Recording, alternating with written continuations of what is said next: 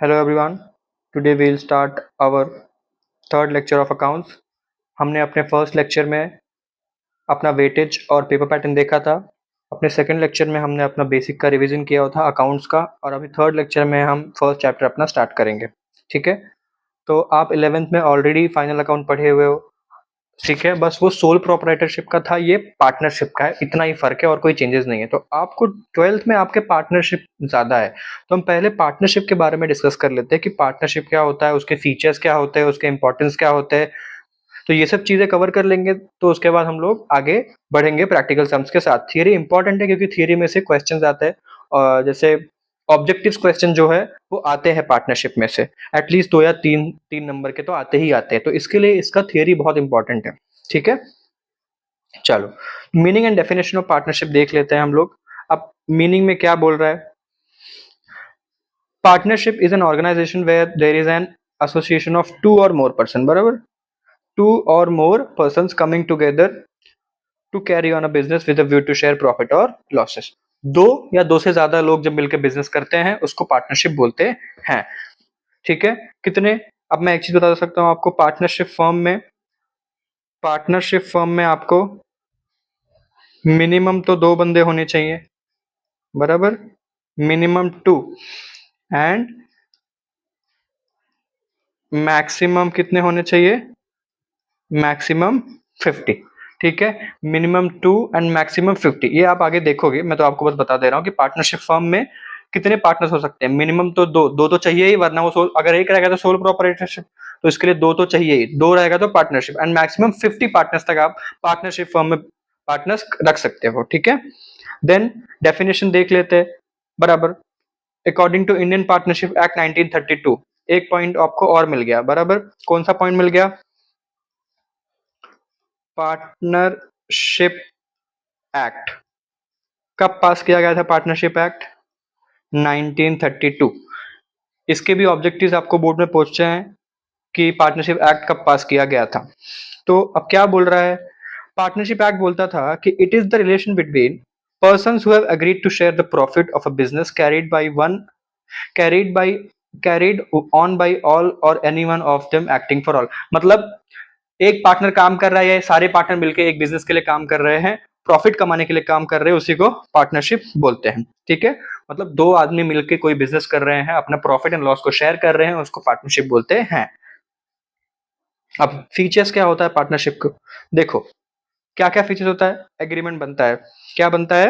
Agreement. अब agreement मतलब agreement में क्या रहेगा? सारे टर्म्स एंड कंडीशन रहेंगे, बराबर। एग्रीमेंट में सारे टर्म्स एंड कंडीशन रहेगा। अब एग्रीमेंट ओरली भी हो सकता है, एग्रीमेंट रिटन भी हो सकता है, बट हम प्रिफर करेंगे रिटन एग्रीमेंट, क्योंकि अगर ओरल एग्रीमेंट रहेगा तो पार्टनर जो है वो आपका, अगर दो पार्टनर हो, एक पार्टनर ने बोला चलो ओरल रखते हैं, तो तुमने बोला हाँ चलो ठीक है, बट आपके सामने वाले ने बोला, आपने डिसाइड किया कि आप प्रॉफिट जो है 1:1 मतलब इक्वल रखोगे, बट आपके कैपिटल डिफरेंट है।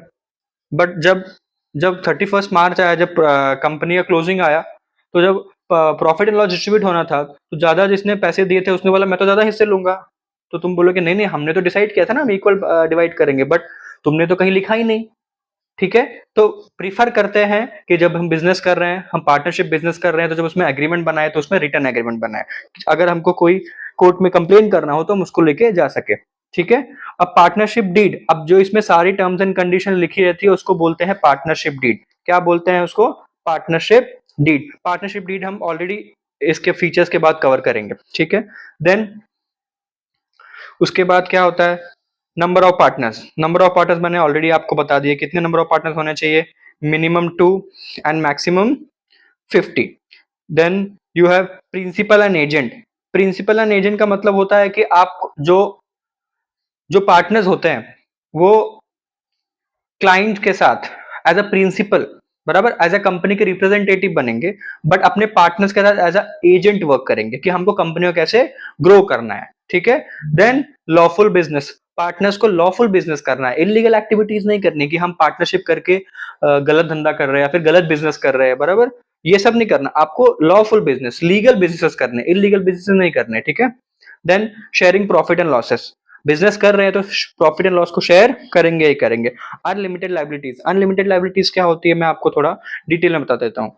अनलिमिटेड लाइबिलिटी मतलब कि आपने 10 लाख का कर्जा लिया अपनी कंपनी के ऊपर, पार्टनरशिप फर्म के ऊपर, ठीक है। जब आपने लोन लिया तो आपने लोन पे नहीं कर पाए, तो आप आपके कंपनी के असेट्स जो है, आप जो चीज कंपनी के नाम पे ओन करते रहोगे उससे वो लोग रिकवर करेंगे। अगर वो 10 लाख आपके कंपनी से रिकवर हो गया तो ठीक है, अगर वहां से रिकवर नहीं हुआ तो आपकी पर्सनल प्रॉपर्टी से भी वो लोग पैसे रिकवर करेंगे, उसी को बोलते हैं अनलिमिटेड लाइबिलिटी, ठीक है। तो पार्टनर्स की लाइबिलिटी अनलिमिटेड होती है। अगर कंपनी के असेट सफिशिएंट नहीं है आपके लोन को पे ऑफ करने के लिए, तो आपकी पर्सनल प्रॉपर्टीज भी बैंक वाले या जिनसे आपने लोन लिया है वो रिकवर करेंगे। अब कोई पार्टनर इसमें से इंसॉल्वेंट निकल गया, मतलब बैंकरप्ट निकल गया या दिवालिया हो गया, तो वो क्या करेगा? तो जो एग्जिस्टिंग पार्टनर्स रहेंगे उनको उसका लोन पे ऑफ करना पड़ेगा, क्योंकि वो बैंकरप्ट हो गया तो अब वो पैसे नहीं दे सकता है, ठीक है। तो क्या किया हमने? हमने एग्रीमेंट के बारे में देखा, principal and agent, lawful business, sharing profit and losses, unlimited liability and अब रजिस्ट्रेशन। रजिस्ट्रेशन क्या होता है? पार्टनरशिप फर्म का registration. In Maharashtra it is compulsory to register partnership firm. याद रखना ये बात, महाराष्ट्र में पार्टनरशिप फर्म को रजिस्ट्रेशन करना कंपलसरी होता है। यह साल में 1 साल छोड़ के आता है 1 मार्क्स का ऑब्जेक्टिव कि कौन से स्टेट में कंपलसरी है पार्टनरशिप फर्म को रजिस्टर करना। महाराष्ट्र को कंपलसरी है रजिस्टर करना, ठीक है। बाकी अदर स्टेट्स में स्टेट वाइज डिफर करता है, क्योंकि कंपनीज एक्ट के हिसाब से रजिस्ट्रेशन जो है कंपलसरी नहीं है, बट महाराष्ट्र बोलता है कि मेरे स्टेट में कंपलसरी है, ठीक है। Then joint ownership and management. बहुत सारे लोग होते हैं तो कंपनी में कॉन्फ्लिक्ट होता है। एक बिजनेस में 10 लोग पार्टनर्स हैं तो उनको जॉइंटली मिलके ओनरशिप एंड मैनेजमेंट को डील करना है। अगर 10 लोग बैठ के सारे अलग अलग बातें बोलेंगे, अलग अलग आइडियाज बोलेंगे, तो बिजनेस ग्रो नहीं करेगा। उनको बैठ के एक डिसीजन, एक पॉइंट आउट, एक बात निकाल के उसके ऊपर डिस्कस करना है और उसके बाद में उनको एक कुछ पॉइंट निकाल के बिजनेस को आगे बढ़ाना है। ये नहीं कि सिर्फ झगड़ते रहे, ऐसा नहीं होना चाहिए। डिसीजन निकलना चाहिए उसमें से, ठीक है। तो जॉइंट ओनरशिप एंड मैनेजमेंट होना चाहिए, ठीक है। Then dissolution. डिसोल्यूशन मतलब कंपनी बंद करना हो, जब पार्टनरशिप फर्म बंद करना है, आपने अपने एग्रीमेंट में लिखा है तो उसके हिसाब से आप बंद कर सकते हो, ठीक है। या फिर कोई पार्टनर मर गया, रिटायर हो गया, उसके हिसाब से आप बंद कर सकते हो। कोई पार्टनर इंसॉल्वेंट हो गया, इंसेन हो गया, उसके वजह से भी आप लोग बंद कर सकते हो। तो पार्टनर ऐसे ऐसे तरीके से, या तो कंपनी आपकी डूब रही हो तो भी आप कंपनी को बंद कर सकते हो, ठीक है। तो ये आपके थोड़े बहुत फीचर्स थे, ये ऊपर से आपने देख लिया। इंपॉर्टेंस ये है कि आपको ये थरली आने चाहिए, आएंगे तभी आप ऑब्जेक्टिव, क्योंकि ऑब्जेक्टिव्स के लिए आपको आपने एक बार भी पढ़ा है तो आपके दिमाग में आ जाएगा। तो ये ऑब्जेक्टिव में पूछते ही इसके लिए बहुत इंपॉर्टेंट है, ठीक है। देन हम लोग आ जाते हैं पार्टनरशिप डीड को। पार्टनरशिप डीड भी बहुत इंपॉर्टेंट है। पार्टनरशिप डीड क्या बोलता है? अब पार्टनरशिप डीड होता क्या है? डॉक्यूमेंट कंटेनिंग द, क्या होता है, एक सेकेंड, ये तो ब्लैक हो गया, हाँ। Document containing the partnership agreement among partner is called partnership deed, बराबर। Document containing the partnership agreement का जो डॉक्यूमेंट है उसको पार्टनरशिप डीड बोलते हैं, ठीक है। अब इंपॉर्टेंस क्या क्या है इसका? अब इसमें लिखा क्या क्या रहता है पहले तो देख लो। कंटेंट क्या क्या लिखा रहेगा? इसमें लिखा रहेगा name and address of the business, name and address of all the partners, capital contribution, ratio, rights and duties and liabilities, बराबर, rate of interest on capital. अब कंटेंट में ये सब लिखा रहता है। इंपॉर्टेंस ऑफ पार्टनरशिप डीड क्या होता है? तो ये सब चीजें होती है, सैलरीज एंड कमीशन कितनी देनी है, ये सब चीजें। अब इंपॉर्टेंस क्या क्या है? सबसे इंपॉर्टेंट डिस्ट्रीब्यूशन ऑफ प्रॉफिट का। प्रॉफिट किस हिसाब से डिस्ट्रीब्यूट होगा उसमें आपके पार्टनरशिप डीड में लिखा होगा। नहीं लिखा है तो इक्वली डिस्ट्रीब्यूट करोगे। जैसे क्या होता है, या तो 3 पार्टनर्स हैं या 2 पार्टनर्स हैं, चलो मैं और एक मेरा दोस्त पार्टनर है, हम बिजनेस में। तो मैंने 1 लाख रुपए कंट्रीब्यूट किए, उसने 2 लाख रुपए कंट्रीब्यूट किए। तो अगर कैपिटल कंट्रीब्यूशन के हिसाब से हम लोग देखेंगे तो अगर प्रॉफिट 1 लाख रुपए हो रहा था, 2:1 में डिवाइड होना चाहिए। मतलब बराबर, मुझे 2:1, उसको 2 हिस्सा मिलना चाहिए, मुझे 1 हिस्सा मिलना चाहिए, बराबर। क्योंकि उसने ज्यादा पैसे दिए, मैंने कम पैसे दिए। तो एक तरीके से कैसा बांट सकते हो आप लोग? कैपिटल कंट्रीब्यूशन के हिसाब से, कैपिटल रेशियो जिसको बोलते हैं।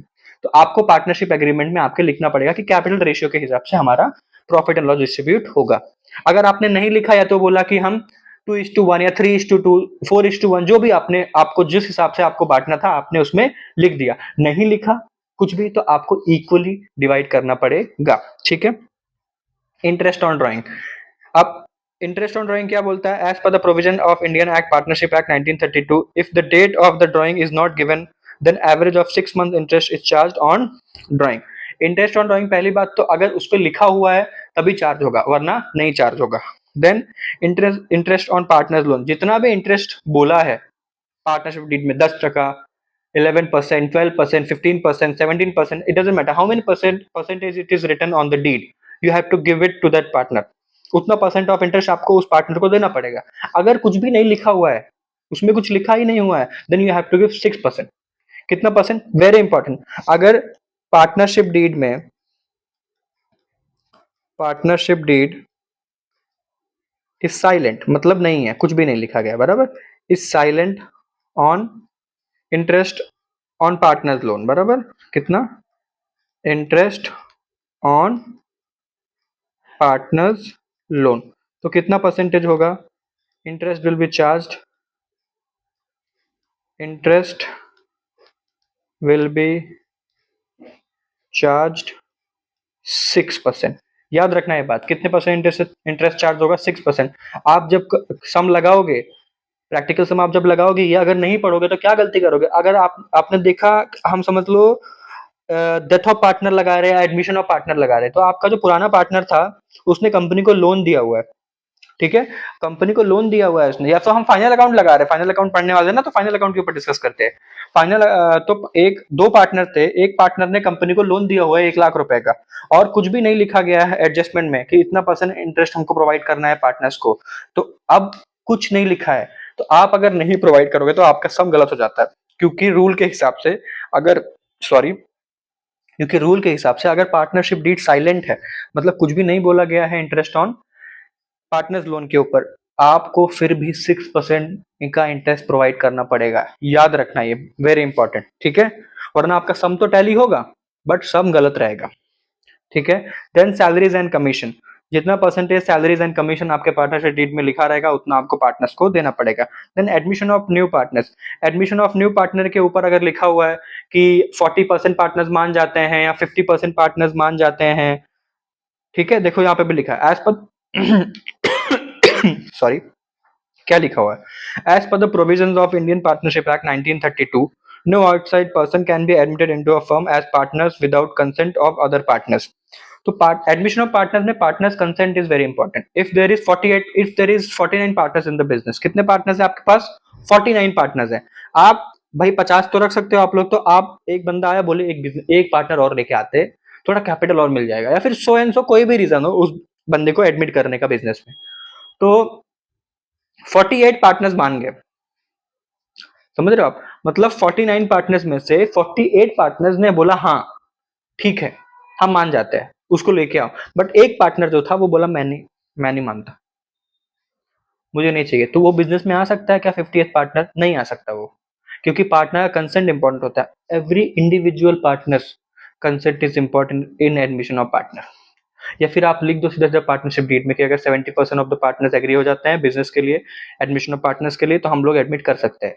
अगर आपने लिखा है तो कोई बात नहीं, नहीं लिखा तो आपको हर एक पार्टनर से इंडिविजुअली उसका कंसेंट पूछना पड़ेगा कि आपको चलेगा कि नहीं चलेगा, नहीं चलेगा तो बिजनेस में नहीं एंटर कर सकता है, सीधी सी बात, ठीक है। तो ये चीजें थी आपकी पार्टनरशिप के बारे में।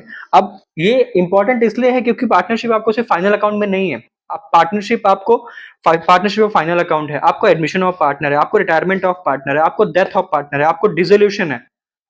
So you have 4-5 chapters of partnership, ठीक है। तो पार्टनरशिप, इसके लिए अगर आपका ये थियरी नहीं आएगा तो आपको समझेगा भी नहीं, क्योंकि कहीं पे हम लोग इंटरेस्ट चार्ज कर देंगे किसी सम में, चाहे वो डिसोल्यूशन हुआ चाहे वो हुआ, आप बोलोगे सर तो ये तो बोला ही नहीं गया, आप अचानक से कहां से लेके चले आए, अपने मन से, अपने मन से नहीं लेके आए, इसीलिए ये पढ़ाता नहीं है कोई, क्योंकि हमने लोगों ने फर्स्ट चैप्टर देखा, हाँ जी चलो फाइनल अकाउंट स्टार्ट कर दो, ये कर दो वो कर दो, नहीं, basic, this is very important, this is very important, it contains at least 2 to 3 objectives जो आपके बोर्ड में आएंगे।